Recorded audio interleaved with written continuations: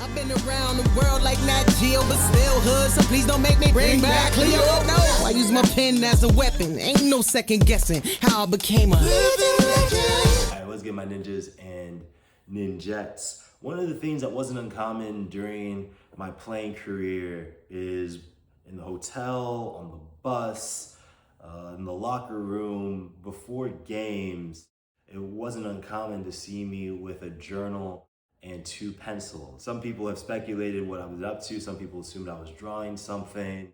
A shout out to my German buddy Ole, who assumed I was doing my math homework. I wasn't.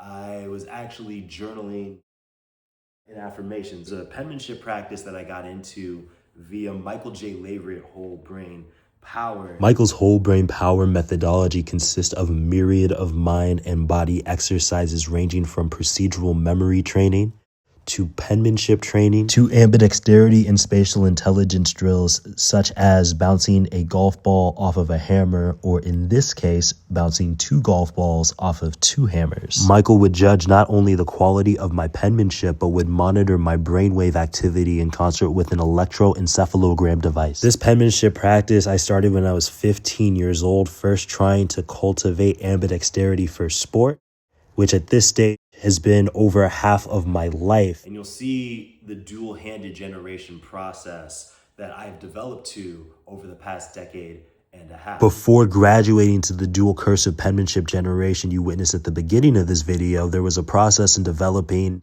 to dual block letter generation, which was naturally preceded by individual block letter generation with my right hand, my left hand, forward, mirror image, and upside down. While mastering block letter generation and 4 spatial orientations with both hands had numerous benefits, Michael's methodology was not solely about utilizing penmanship as an ambidexterity cultivating tool, but also as a tool for cultivating fine motor control and spatial intelligence, utilizing rotationally predicated cursive penmanship. You can see these journals have been pretty beat up, as I got a lot of use from them.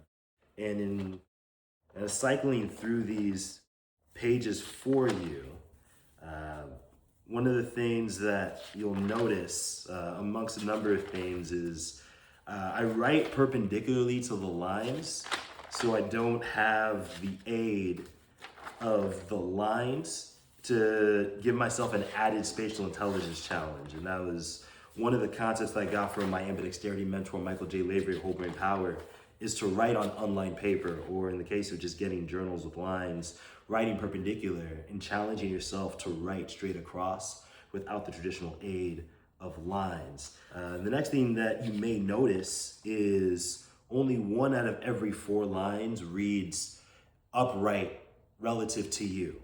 There's also a mirror image of that, upside down and upside down mirror image. And I would cycle through those 4 orientations in my text throughout a page, right? So this line, you can read, I'm the world's best beach handball player, one of the affirmations I'd write to myself.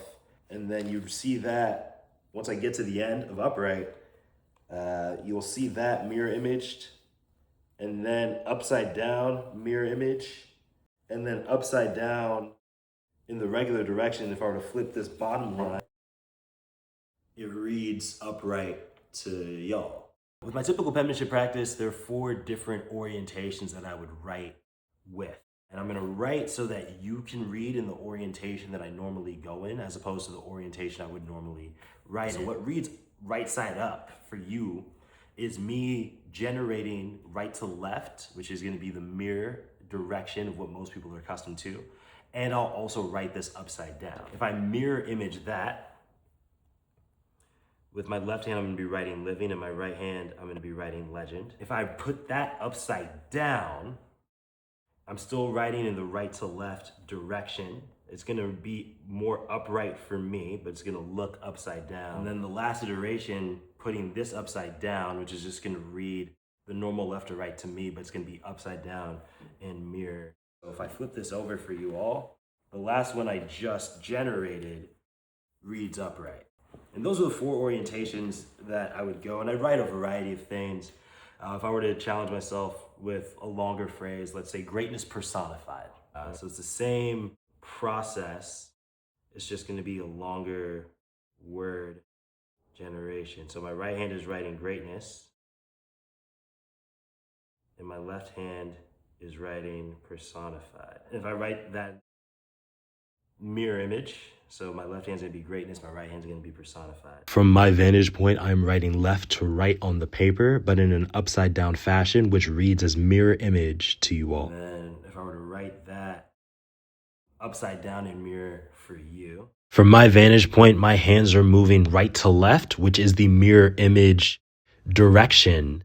But because I'm writing this upright, from my vantage point, it's gonna look upside down to you all. And the final orientation, from my vantage point, I am writing in your stereotypical left to right and upright orientation, which should look both upside down and mirror image from your vantage point.